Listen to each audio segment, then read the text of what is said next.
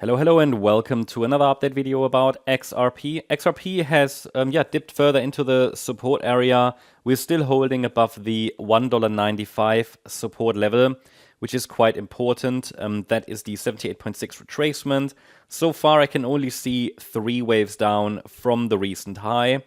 On Saturday, the 15th of February, the price started potentially this C wave to the downside, which should be a 5-wave move. I can identify waves 1, 2, 3 so far. In my view, another 4-5 pattern is missing. So we might see another low, even in this scenario. But we already have an initial resistance area we can watch. And basically for, let's say, evidence that the bulls are regaining strength, we need to see a structured and full 5-wave move up above resistance. And the resistance zone is located between $2.30 and $2.46. This is initial resistance. And at the moment, the market, while it's going up already, it could simply be part of that wave 4 before we get that final move down. So it's overall not looking too bad. I mean, the market is holding above support. 195 is support. What we don't want in this bullish scenario, a potential 1-2 setup.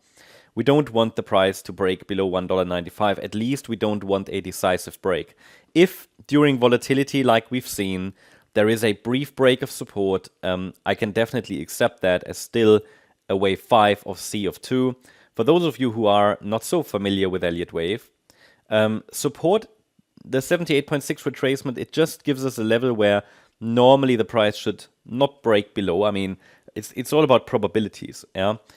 A so-called 1-2 setup, which indicates a setup for the beginning of a new uptrend, basically a first rally and then a pullback, which could be used as a jump-off point with a support area that can be used as a jump-off point for the next move up.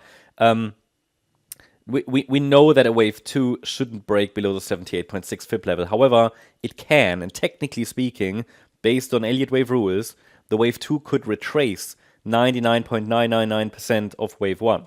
So technically, the invalidation point, so I can go with this scenario, as long as the market is holding above $1.77. But it's just not anything that in normal market conditions we would normally watch for this level to be tested. Not in a wave 2. But as I said, you know, when you have a lot of volatility, and this is sometimes the case in crypto, then you have different exchanges with slightly different prices. So sometimes, occasionally, you get these distortions where a wave 2 might really max out what it can do, just to show it can. Yeah, we just think, you know, if it goes any lower, I'm going to give up. But this is what a wave 2 does. It typically scares people. So either way, we have very clear levels to watch. And we're now in an area where a reversal to the upside could happen. Now, the wave count I've got here, it's a so-called ABC structure. So it's normally the most the most common form of a correction, but it can always be, because we have already reached targets. I mentioned to you in yesterday's video already here a target zone. So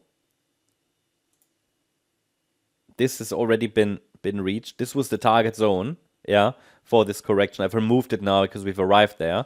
So another 4-5 isn't guaranteed.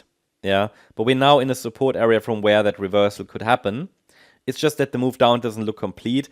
If it is complete, then there's no way of knowing it at this stage, because the wave count doesn't look fully complete. But it's possible because from a price point of view, we've already reached those levels. Yeah, but if we have bottomed already now, then it would have to be a so-called WXY structure. WXY, which is absolutely a valid scenario. It's simply not the most probable one. You might ask, what is a WXY? A WXY is a scenario in which the Y wave itself is an ABC. So A, B, C. And it could be complete already. But even then I would argue it might actually need another low. But we'll see. I mean, it could even be that the Y wave is a WXY. So it's possible. Essentially, though, this is just the difference between what is possible and what is probable. Because it is not very probable that the low is already in, I would need further evidence. And I already told you what it would be. I need a full 5-wave move up above resistance. so above $2.46. That is the first step. Then I need a break above this last swing high located at 283. Yeah, but I mean, let's say an impulsive break above resistance followed by a higher low pullback would already be a micro setup that would allow us to track more directly upside. But we need some evidence for that, okay? So yeah, this is at the moment how I see XRP. Hope you liked the update. If you did, please hit the like button, leave a comment, and subscribe. And if you really like the content, then please check out the channel membership. Also, make sure that you follow us on our main channel, MCO Global. Here you can find additional updates, deeper analysis.